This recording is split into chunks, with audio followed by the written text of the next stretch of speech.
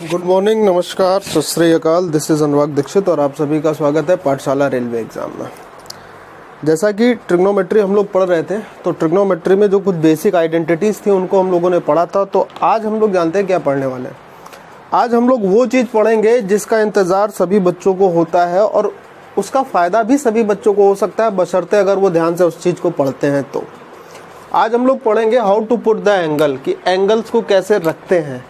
ठीक है, trigonometry part 4 में आज हम लोग पढ़ेंगे कि एंगल को कहाँ पर कैसे रखा जाता है, किस प्रकार से रखते हैं, कैसे कौन से एंगल किस पे रखे जाते हैं, कब रखे जाते हैं, इन सारी चीज़ों का ज्ञान लेंगे। ठीक है, तो मेरे साथ बने रहिए वीडियो के लास्ट तक बहुत ध्यान से। चलिए, तो यहाँ पर हम लोग पढ़ेंगे how to put the values. ठीक है, how to put the angles या वैल्यूज़। ठीक, देखो अब मैं आपको ये सिखाता हूँ कि यहाँ पर चीज़ों को कैसे पुट करते हैं, चीज़ें क्या होती हैं। ठीक है, तो उसके लिए हम एक सवाल लेते हैं, जाके आप लोग ये समझ पाओगे कि यहाँ पर चीज़ों को कैसे क्या। जैसे इस सवाल कह रहा है 2 sin square beta plus 4 cos alpha plus beta, 2 sin square beta plus 4 cos alpha plus beta. ठीक है, 4 cos अल्फा प्लस बीटा, उसके साथ कह रहा है इसी में आ गया है साइन अल्फा साइन बीटा और plus cos 2 alpha plus beta, sine alpha sign beta और 4 के बाद है cos 2 अल्फा प्लस बीटा। ठीक है, cos 2 alpha plus beta, cos 2 alpha plus beta कह रहा है इसका मान बताना। और इसके लिए ऑप्शन क्या दे रखे हैं, ऑप्शन है हमारे पास sin 2 alpha sin 2 beta cos 2 alpha cos 2 beta. ठीक है, ये अपने पास ऑप्शन है sin 2 alpha sin 2 beta cos 2 alpha और cos 2 बीटा। अब अगर आपको ये तरीका पता है कि यहाँ पर किस चीज़ों को कैसे रखा जाएगा, कौन सा एंगल हम यहाँ पर इजीली रख सकते हैं, तो आंसर बड़ा जल्दी से आ जाएगा। वरना आप लोग क्या होगा ना कि देखिए, मैंने पहले ही कहा था कि त्रिकोणमिति में फॉर्मूले का याद होना बहुत ज़रूरी है। तो क्या होगा, ज़्यादातर बच्चे कहीं ना कहीं उनके दिमाग में ये बात आएगी और वो कोशिश करेंगे कहीं इसमें कोई फार्मूला तो अप्लाई नहीं हो रहा है। इस प्रयास में उनका कुछ ना कुछ समय जाएगा। तो मेरे कहने का मतलब ये है कि जब सवाल आपको ऐसा दिखे बड़ा सा और आपका दिमाग क्विक रिएक्ट करना चाहिए उस वक्त, तो यहाँ पर आप क्या चीज़ रखोगे, कैसे रखोगे, यही मैं आपको बताने वाला हूँ। सवाल एक बार देख लीजिए, जितने लोग कोशिश करना चाहते हैं कोशिश कर लीजिए, उसके बाद फिर मैं आपको चीज़ें इसमें आगे सिखाता हूँ। ठीक है, हाँ अच्छा देखो, अब मैं आपको कुछ बेसिक बातें बता रहा हूँ, ध्यान से सुनना। एक बार चीज़ें अगर क्लियर हो गई, कॉन्सेप्ट क्लियर हो गया, क्योंकि कॉन्सेप्ट बहुत ज़रूरी है। चीज़ें करनी तो सबको आ जाती हैं, लेकिन उस चीज़ को करने के लिए जो उसकी शुरुआत होती है वो कहाँ से की जाती है, यही बातें नहीं पता होती हैं। तो बहुत ध्यान से समझो। ये सवाल लिखा था, अब इसके ऑप्शन ये लिखे हैं, हम ये देख पा रहे हैं कि सारे ऑप्शन या तो अल्फ़ा में है या तो बीटा में है। क्लियर है, सवाल भी देख रहे हैं अल्फ़ा और बीटा पे ही है। तो हम ये कह सकते हैं ये जो क्वेश्चन है ये अल्फ़ा और बीटा दोनों पर आधारित है कि नहीं। ये सवाल अल्फ़ा और बीटा दोनों के मानों पर क्या है, डिपेंड है, आधारित है। ठीक है ना। अब बात ये आती है, जैसे आपके दिमाग में कोई एंगल आया कि आपने कहा कि हम ये एंगल मान लेंगे, मैंने कहा ठीक है आप मान लो, कोई दिक्कत नहीं। तो कोई एंगल मानने पर होगा क्या उसमें कि जैसे सपोज आपने अल्फ़ा कोई एंगल माना, इसमें कोई भी, तो होगा क्या, अल्फ़ा के 2 मान आ जाएंगे। कैसे, ऑप्शन को देखते हुए। क्यों, क्योंकि यहाँ पे भी अल्फ़ा है और यहाँ पे भी अल्फ़ा है। अब समस्या फिर उत्पन्न हो जाएगी कि जहाँ से शुरू हुए थे वहीं पे ख़त्म हो गए, वहीं पे खड़े हुए हैं। कारण क्या है कि हमें आंसर तो एक चाहिए था जल्दी से, लेकिन अभी भी अपने पास 2 ऑप्शन आ रहे हैं आंसर के हिसाब। ठीक है, तो अब ऐसे में क्या किया जा सकता है, तो भाई ऐसे में ही करने के लिए यही मैं आपको बताने वाला हूँ कि कौन सा एंगल अब इसमें आपको पुट करना है, अल्फ़ा पुट करना है या बीटा पुट करना है और कितना पुट करना है। तो ये बात आती है। तो देखो भाई, यही मैं आपको बता रहा हूँ। देखो आप देख पा रहे हो 2 sin square beta cos alpha plus beta sin square alpha beta, यहाँ पर ये लिखा था sin अल्फा बीटा प्लस में cos है 2 अल्फा प्लस बीटा। तो आपको करना क्या होगा ऐसे सवालों में, मैं आपको फिर से बता दे रहा हूँ, ऐसे सवालों में करना ये होता है सिर्फ इतनी सी बात, यहाँ पे हम लिखे दे रहे हैं नोट पॉइंट डालकर, ताकि आपको कोई समस्या ना हो, ठीक है। जो एंगल मैक्सिमम बार आया हो, मैक्सिमम टाइम आया हो, यानी सबसे ज्यादा से ज्यादा बार आया हो, मैक्सिमम टाइम आया हो, ठीक है, आया हो, उसे आप 0 या फिर 90 डिग्री मानकर कर सकते हैं। 0 या 90 डिग्री मान लें, जो भी मैक्सिमम टाइम आया हो। अब बात यह है कि इसमें देखना पड़ेगा मैक्सिमम टाइम कौन सा है। तो भाई इसमें इतना देखने में कोई कठिन काम नहीं है। 1 बीटा, 2, 3, 4 बार बीटा आया और 3 बार शायद अल्फा आया। अल्फा 1, 2, 3 बार अल्फा आया। तो आप बीटा को क्या कर लो, 0 डिग्री या 90 डिग्री कुछ भी पुट कर लो, ठीक। बस ध्यान ये रखना कि किसी भी कंडीशन में उत्तर जो है वो अनडिफाइंड नहीं होना चाहिए। अनडिफाइंड का मतलब इनफाइनाइट बाय इनफाइनाइट या 0 बाय 0 की फॉर्म नहीं आनी चाहिए, ठीक है ना। तो अगर जैसे यहाँ पर हम ये कह देते हैं 0 या 90 में कुछ भी रखना, तो मैंने कहा मैंने बीटा बराबर 0 डिग्री रख दिया। अब अगर आप बीटा यहाँ पे 0 रखोगे तो ये साइन 0 पूरा पार्ट 0 हो जाएगा। ध्यान से देखना, यहाँ से आ रहा है तो साइन 0 0 हो गया, plus 4 cos alpha plus beta, beta 0 हो गया, यहाँ पे बचा 4 कॉस अल्फा, ठीक है। अब यहाँ पर बीटा 0 रखोगे तो ये क्या करेगा, ये 0 पूरा इसको 0 कर देगा, यानी ये पूरा पार्ट अब 0 हो गया और cos 2 अल्फा बचेगा। और भाई यही cos 2 अल्फा आपका फाइनली आंसर हो जाएगा, ठीक। क्या हो जाएगा, उत्तर हो जाएगा। बात समझ में आई, कोई समस्या तो नहीं इतने में किसी को। देखिए अब ये सवाल कितना सरल हो गया, एक लाइन नहीं लगी। देखने में क्या लग रहा था, खतरनाक, लेकिन जब चीजें आपको समझ आएंगी कि आपको करना क्या है। अच्छा, अब अगर किसी के दिमाग में ये बात आ रही है कि सर ये 0 या 90 डिग्री ही क्यों पुट करते हैं, तो भाई किसी भी त्रिकोणमितीय अनुपात की, मैंने आपको शुरुआत से पढ़ाया और आपको फिर से बता दे रहे हैं कि जैसे यहाँ पर हम साइन के लिए या कॉस के लिए या किसी भी त्रिकोणमितीय अनुपात के लिए बात कर लेते हैं, तो किसी भी त्रिकोणमितीय अनुपात में 0 या 90 डिग्री की वैल्यू जो होती है वो इजी होती है, कंपैरिजन देन अदर वन, ठीक है। साइन 0 0 होता है, साइन 90 1 होता है, लेकिन साइन 45 क्या होता है, 1/√2, साइन 60 क्या होता है, √3/2। इस तरीके से क्या होता है, वो दशमलव में नहीं आते हैं। तो इसीलिए ज्यादातर क्या करते हैं, 0 या 90 डिग्री को अज्यूम करके चलते हैं। tan और cot में 45 का यूज इसलिए भी होता है क्योंकि tan 45 या cot 45 की वैल्यू 1 होती है। क्लियर है, तो इतनी बात समझ में आई। हाँ, अब अच्छा, हाँ, कुछ बच्चों को ये भी शिकायत होगी सर अगर यहाँ पे 90 रख लेते हैं। भाई रख के देख सकते हो, कोई बुराई नहीं है। तो देखो अगर साइन 90 रखोगे तो साइन 90 में ये क्या होगा, 2 हो जाएगा। क्यों भाई, अगर बीटा बराबर 90 रखा तो साइन 90 की वैल्यू हो जाएगी 1, तो ये हो जाएगा 2। देखता हूँ, 2 हो गया, प्लस 4, 90 की वैल्यू 1 हो जाएगी। क्या हो जाएगी, 1 हो जाएगी। बल्कि पूरा कर सकते हो तो यहाँ पे क्या बचेगा, देखो जरा, साइन 90 की वैल्यू ये हो गई 1, यहाँ क्या बचा, साइन अल्फा, तो ये हो जाएगा 4 कॉस अल्फा और इसकी वैल्यू हो गई 1 और यहाँ पर साइन अल्फा, ठीक है। क्यों, क्योंकि साइन 90 की बीटा की वैल्यू तो 1 हो चुकी है। प्लस इधर आते हैं तो हो जाता कॉस 2 अल्फा प्लस बीटा, यानी बीटा तो 1 हो गया। यहाँ पर अगर देखो बीटा अगर 90 रखोगे तो ये अल्फा प्लस 90 डिग्री हो जाएगा, हो जाएगा।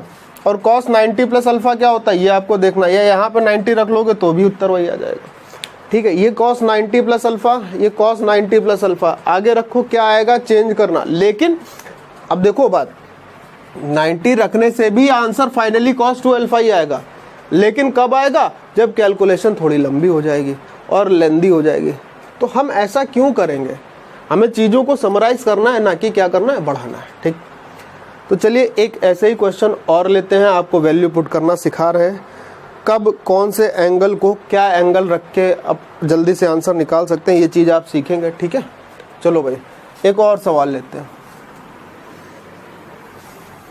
समझते रहिएगा, ठीक है सभी लोग।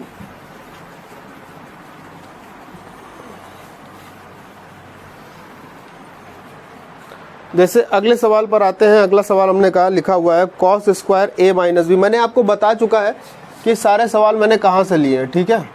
तो इसमें कोई छुपी हुई बात नहीं है कि ये सवाल आपको नहीं मिलेंगे या हम ही को मिल रहे हैं, ठीक है।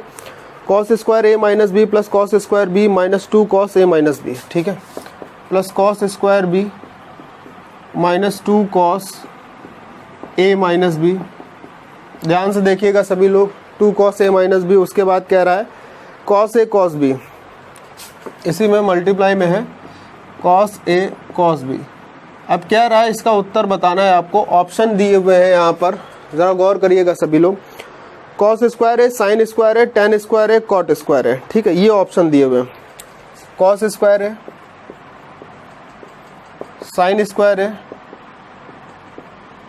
कॉट स्क्वायर है और टेन स्क्वायर है। चलिए भाई फटाक से आंसर बताइए सभी लोग, फटाफट से आंसर बताओ, जल्दी से बताओ, कोशिश करो सब लोग।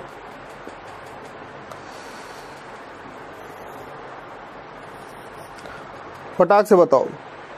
देखो आपको दिमाग हर जगह का लगाना है, ये भी देखना है कि कौन सा एंगल रिपीट हो रहा है, ये भी देखना है कि ऑप्शन आपके पास क्या दे रखे हैं, ऑप्शन को देखते हुए भी आपको एंगल मानना है, नहीं तो टाइम वेस्ट करने का कोई मतलब नहीं है।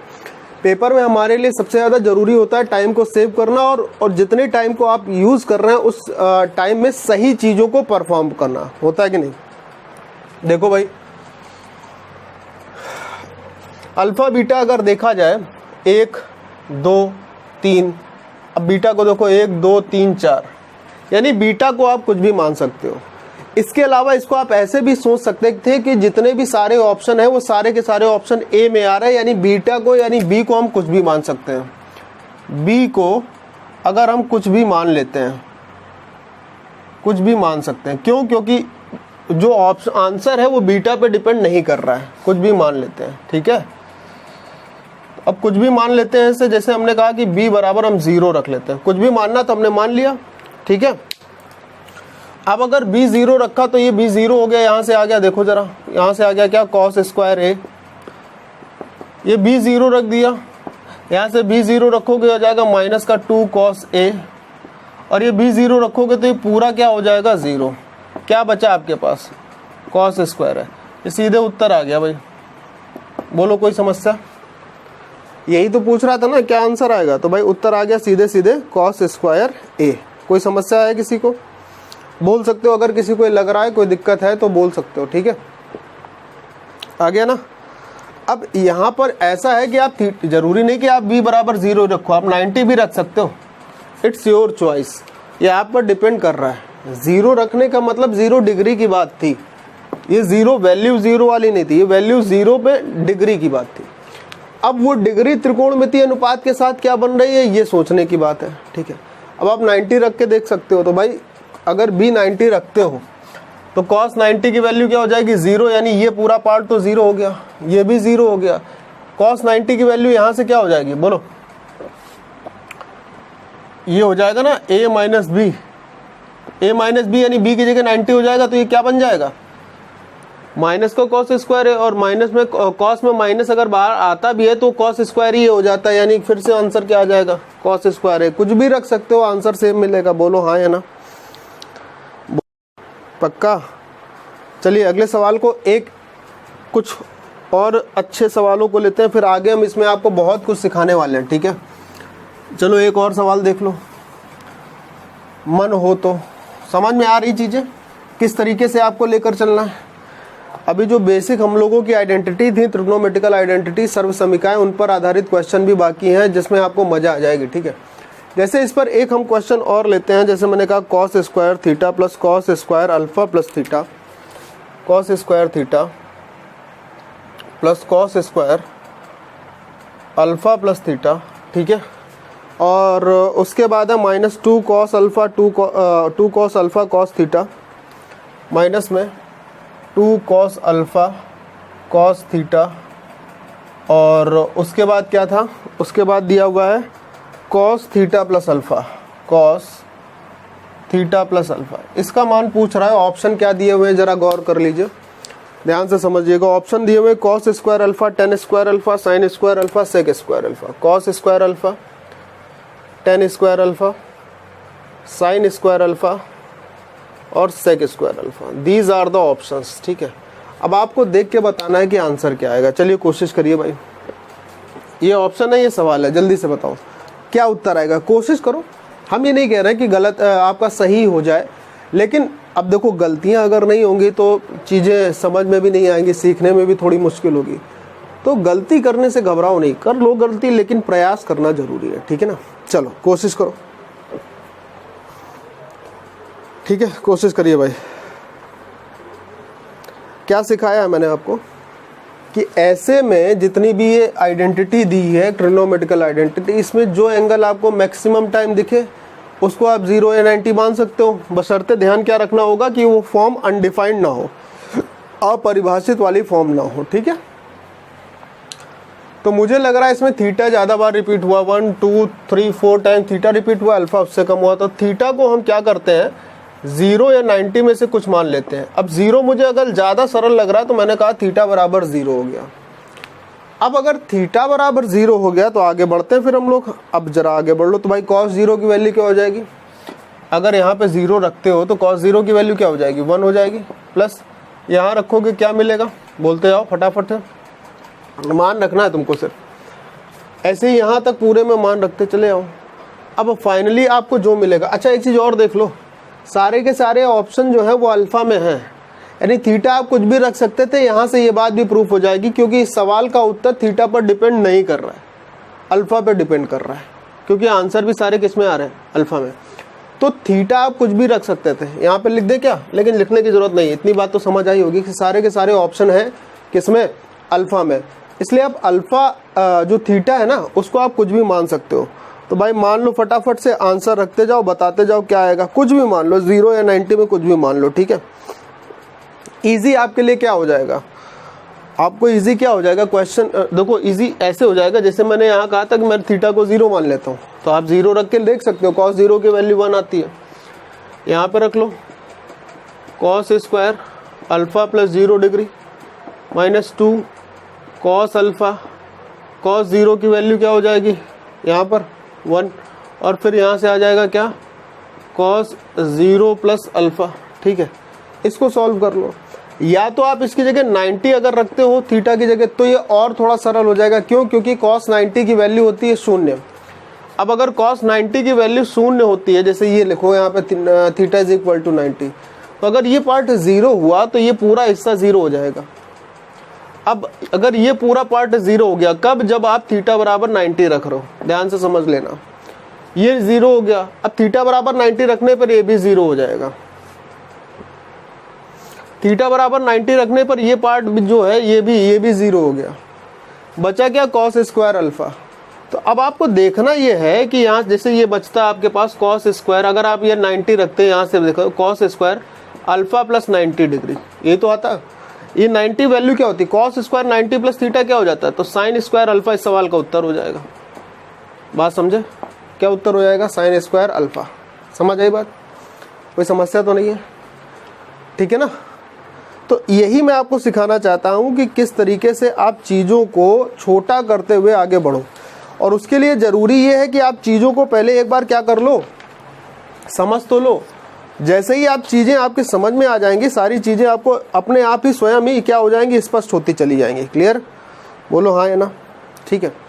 अब इसी में हम आते हैं, आपको दूसरी बात सिखाते हैं, ठीक है।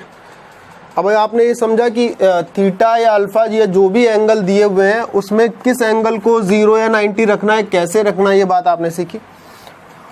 अब इसी में दूसरा पॉइंट हम आपको सिखाते हैं, गौर करने वाली बात, जरा ध्यान से समझो, ठीक है। सवाल के माध्यम से हम लोग चीज़ें जब सीखते हैं ना एग्जाम्पल के थ्रू, तो ज़्यादा अच्छे से आती है, मुझे ऐसा लगता है, क्योंकि मैं भी जब पढ़ता था तो मैं पहले क्वेश्चन को पढ़ता था, कॉन्सेप्ट उसके बाद में देखते थे, ठीक है। चलो भाई, जैसे सवाल लिखा हुआ है tan स्क्वायर अल्फा, बहुत ध्यान से समझते जाना।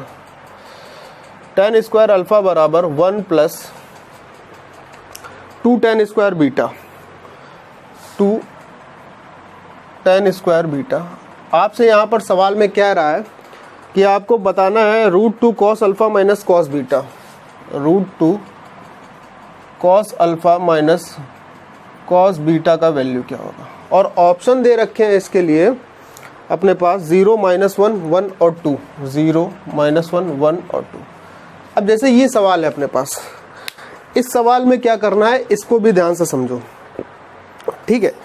अब आप सबसे पहले तो ये समझ लो, जितने भी ऑप्शन आपको दे रखे हैं वो सारे के सारे ऑप्शन क्या अल्फा और बीटा में है? जो एंगल इस सवाल की आइडेंटिटी में दिए हैं अल्फा और बीटा, क्या ऑप्शन जो आ रहे हैं वो अल्फा और बीटा में आ रहे हैं? नहीं आ रहे हैं ना।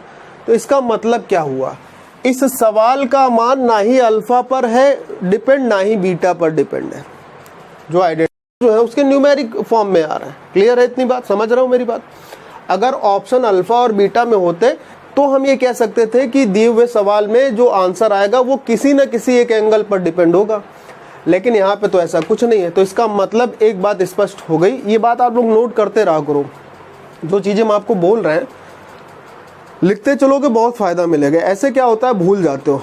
बहुत जल्दी मैं आपके लिए एक ऐसा वीडियो भी लेके आने वाला हूँ जिसमें मैं आपको ये बताऊंगा कि आप अपनी पढ़ाई को कम समय में कैसे अच्छे से कर सकते हो। नौकरी पाने का सबसे अच्छा तरीका है जो मैंने इस्तेमाल किया अपनी लाइफ में, वो मैं आपके साथ साझा करूंगा। ठीक है, थोड़ा अभी काम बाकी है, उसको निपटा लें फिर करते हैं। ठीक है, अभी तो फिलहाल आप इसको समझो। तो इसका मतलब क्या हुआ, इसका मतलब ये हुआ कि ये जो सवाल है ये ना अल्फा पर इसकी वैल्यू डिपेंड करेगी ना बीटा पर डिपेंड करेगी। तो अब बात होगा ये कि होगा क्या इसमें। ठीक है, तो मैं आपको क्या बता रहा हूँ जरा ध्यान से सुनना। जैसे आपके पास ये दिया हुआ है tan स्क्वायर अल्फा बराबर 1 + 2 tan स्क्वायर बीटा, ये तो दिया हुआ है, इसका मान पूछा है। तो भाई एक चीज़ तो हमें साफ समझ में आ रही है, क्या कि यहाँ से अगर हम अल्फा और बीटा के कुछ मान लेते हैं अपने आप से, अगर माने तो वो मान इस इक्वेशन को, अगर अल्फा और बीटा के मान अगर इक्वेशन को सेटिस्फाइड कर दें, संतुष्ट कर दें, तो वही मान होंगे कि नहीं होंगे? सेटिस्फाइड कर दें। इंग्लिश का थोड़ा देख लीजिएगा, थोड़ी सी कमजोर है, ज़्यादा नहीं। ठीक है, देखते चलिएगा। तो अल्फा और बीटा के मान इक्वेशन पे रखने पर अगर संतुष्ट हो जाते हैं यहाँ पर, तो वही मान हम यहाँ रख देंगे, वही यहाँ रख देंगे, उससे हमारा उत्तर हो जाएगा। लेकिन बात यह है कि अल्फा और बीटा के मान अगर हम रखना चाहें तो रखें क्या? यही तो समस्या है। तो इसी समस्या के समाधान के लिए, ऐसे ही सवालों में समस्याओं के समाधान के लिए मैं आपको जो चीज़ बता रहा हूं उसको आप समझो। अच्छा, इससे पहले हमने आपको क्या बताया था कि जो एंगल मैक्सिमम टाइम रिपीट होगा, इससे पहले वाले में जो एंगल मैक्सिमम टाइम रिपीट होगा उसको हम लोग क्या कर लेते हैं, उसको हम लोग 0 या 90 मानते थे। लेकिन यहाँ पे क्या है, यहाँ तो अल्फा भी एक बार है, बीटा भी एक बार है। अब माने तो किसे माने, राइट? अब माने तो किसे माने?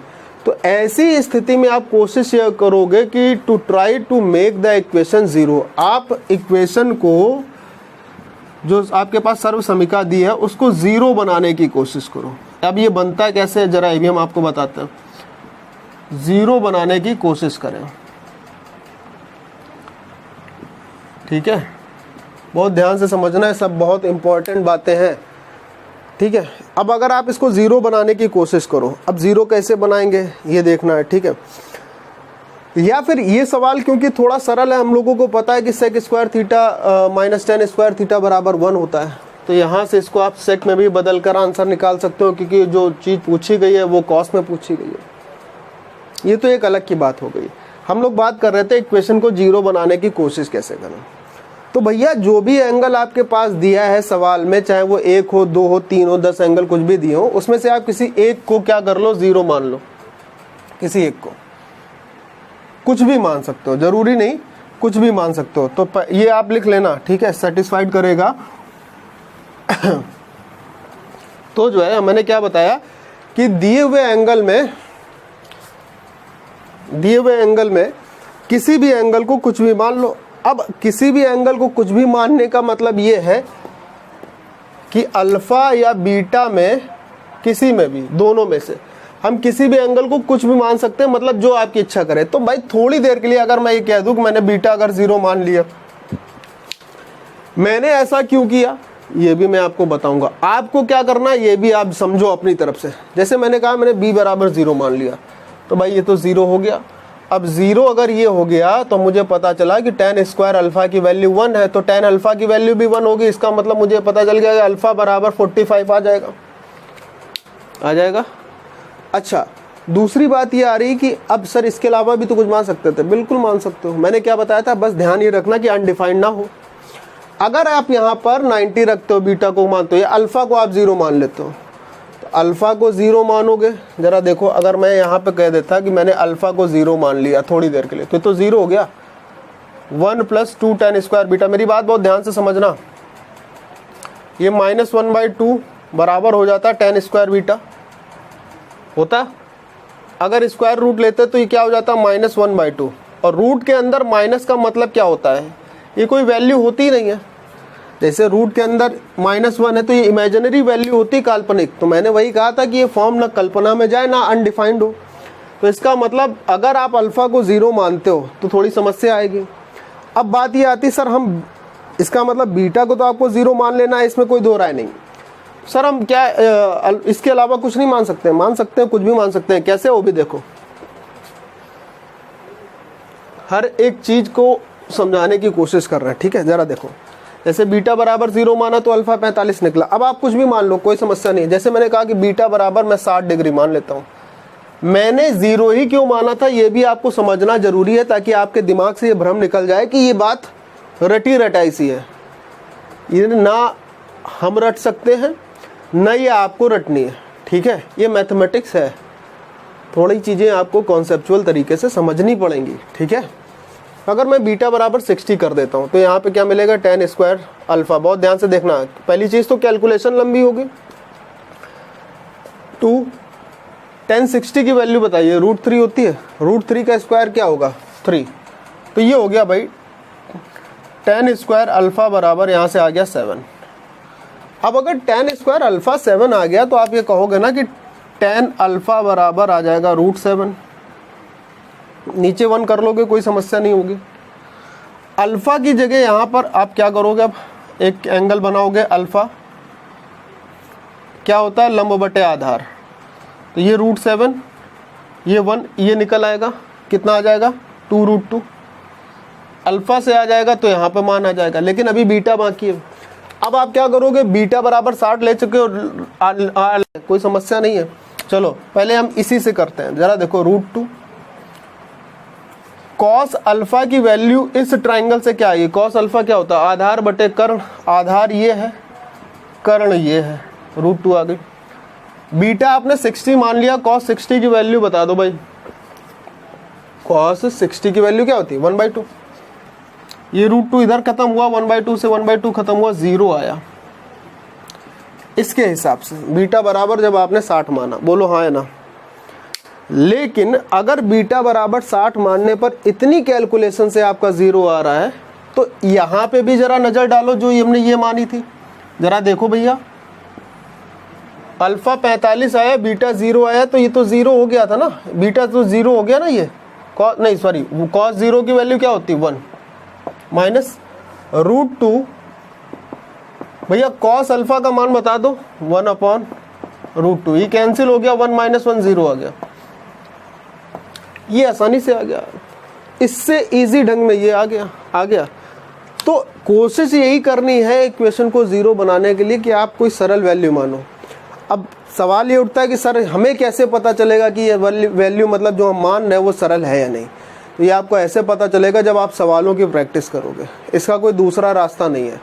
हर एक बड़ी चीज़ को छोटी करने का एक ही रास्ता होता है, प्रैक्टिस, ठीक है। हम लोगों को भी, जितने भी टीचर्स आपको पढ़ाते हैं, तो उसमें ये ऐसा नहीं है कि जो वो पढ़ा रहे हैं या जो चीज़ें उनको आती हैं वो एक तुरंत के तुरंत बहुत जल्दी आ गई थी। मेहनत की, चीज़ों को समझा और समराइज़ किया, उसके बाद आपको सिखाया। क्लियर बात, समझे? चलो भाई एक सवाल और लेते हैं इस पर, छोटा सा प्यारा सा बेहतरीन सवाल, ठीक है। चलो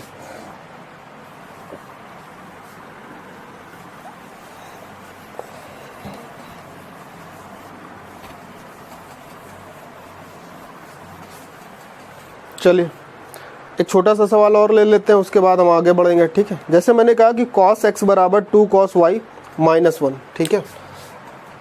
cos x बराबर 2 cos y - 1 अपॉन, नीचे क्या लिखा है, नीचे लिखा है 2 - cos y, 2 - cos y, ठीक है। ये सवाल में लिखा हुआ। अब आपसे कह रहा है tan x/2 और tan x/2 और उसके साथ साथ कह रहा है cot y/2, ठीक है। tan x/2 और cot y/2 का मान क्या होगा। बीच में शायद माइनस लगा है या नहीं लगा है, मल्टीप्लाई है, ये ऑप्शन को देखकर हम लोग ऑप्शन निकाल कर अब फटी हुई है, ठीक है वहाँ पर। तो इसको जब हम ऑप्शन देखेंगे या ऑप्शन सॉल्व करेंगे तब उसके हिसाब से निर्धारित करेंगे कि यहाँ पे चिन्ह क्या आएगा। ऑप्शन इसके क्या है, हालांकि उत्तर ही दिख रहा है, ऑप्शन मैं आपको बना देता हूँ। जैसे ऑप्शन है 0, √3, 1 और 1/√3, ठीक, ये ऑप्शन है भैया। सवाल है, सॉल्व करो ध्यान से करिएगा, ठीक है, थोड़ा समझ कर करो भाई।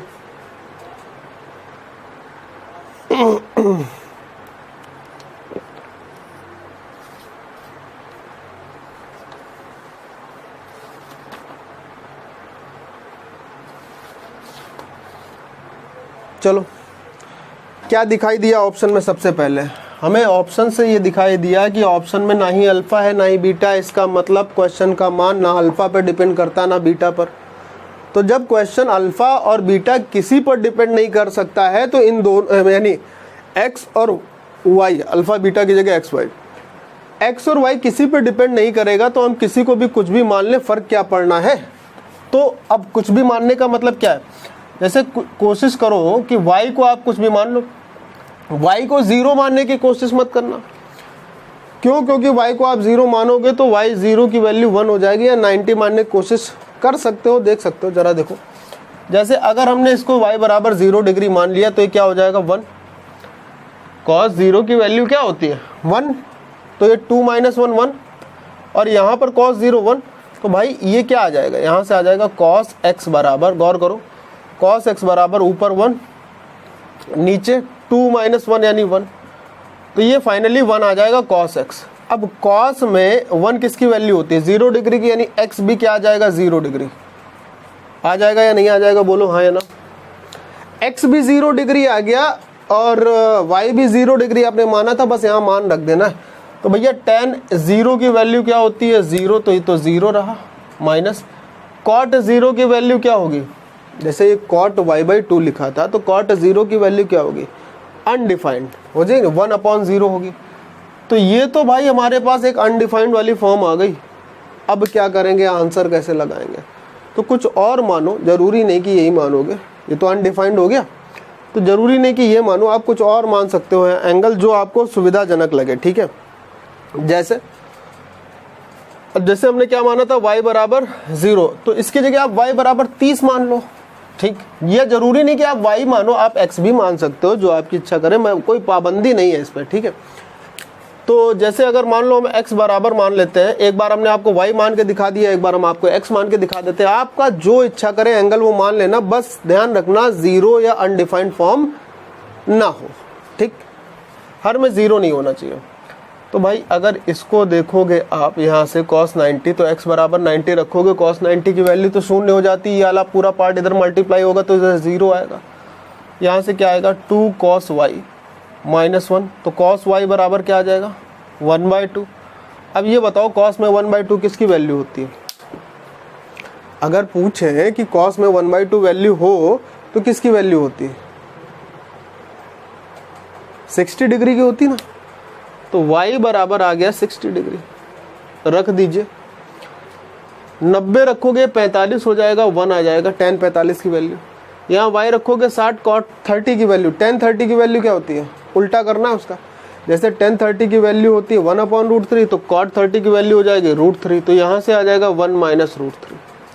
अब इसको थोड़ा सा आप सॉल्व कर लोगे, आपका उत्तर आ जाएगा।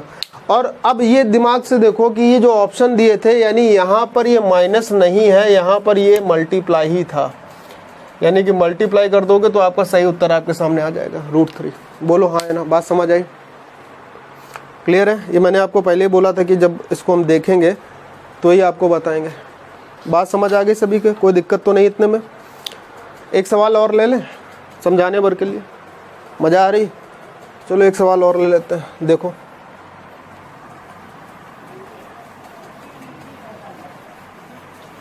ठीक है,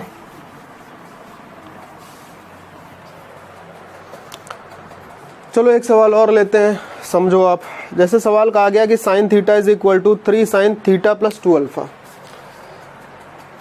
sign theta is equal to 3 sine theta plus 2 alpha.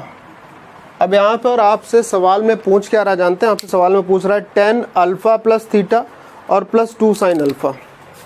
आपसे कह रहा है 10 थीटा प्लस अल्फा और प्लस साइन 2 साइन अल्फा, इसकी वैल्यू पूछ रहा है आपसे, ठीक है। प्लस 2 साइन अल्फा की वैल्यू पूछ रहा है। ऑप्शन है 0, -1, 2 और नन ऑफ दिस। 0, -1, 2 और इनमें से कोई नहीं, ठीक है। ये अपनी तरफ से हम डाल रहे हैं, नन ऑफ दिस, ठीक है। आंसर आ जाएगा, लेकिन नन ऑफ दिस मैंने 4 ऑप्शन करने के लिए अपनी तरफ से डाल दिया, ठीक है। चलो करो भाई, कोशिश करो फटाक से।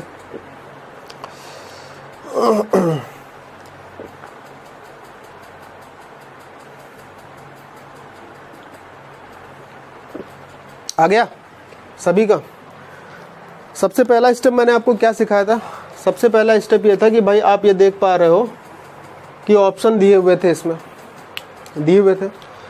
अच्छा, नन ऑफ दिस डालने का भी एक यहाँ पर बहुत मतलब है। जैसे ये 3 ऑप्शन आपको पता है कि न्यूमेरिक वैल्यू, लेकिन चौथा ऑप्शन क्या कह रहा है? इनमें से कोई नहीं।